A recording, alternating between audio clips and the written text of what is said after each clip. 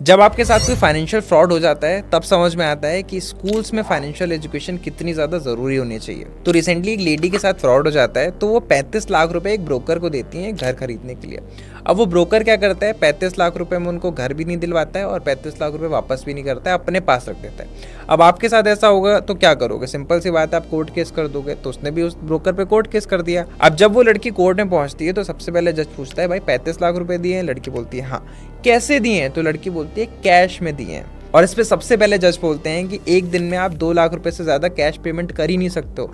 आपने जो cash payment करा है इसके ऊपर जो फैसला होगा वो बाद में होगा, सबसे पहले आप पेनल्टी भरो। अब इस पे लड़की बोलती है कि जज साहब मुझे तो ये बात पता ही नहीं थी। तो इस पर जज बोलते हैं ignorance of law is not an excuse. अब आप मुझे बताओ कि एजुकेशन सिस्टम के अंदर कहाँ ये बताया जाता है कि आप 2 लाख रुपए से ज़्यादा कैश पेमेंट नहीं कर सकते हो? कैसे किसी को पता होगा? मतलब आज की डेट में आपने स्कूल करा हो, ग्रेजुएशन करी हो, किसी भी एक बच्चे को नहीं पता होगा कि चेक कैसे भरते हैं, जो विड्रॉल रिसीट होती है ना, विड्रॉल फॉर्म, उसको कैसे भरते हैं। मैं जब पहली बार बैंक गया था भाई, मुझे गार्ड से पूछने की नौबत आ गई कि भैया ये अमाउंट कैसे भरते हैं, कहाँ पे जीरो डालना है, कहाँ पे क्या करना है। तो एजुकेशन सिस्टम बिल्कुल भी नहीं सिखाता है पैसा बनाते कैसे हैं, पैसा कमाते कैसे हैं और इसे मैनेज कैसे करते हैं।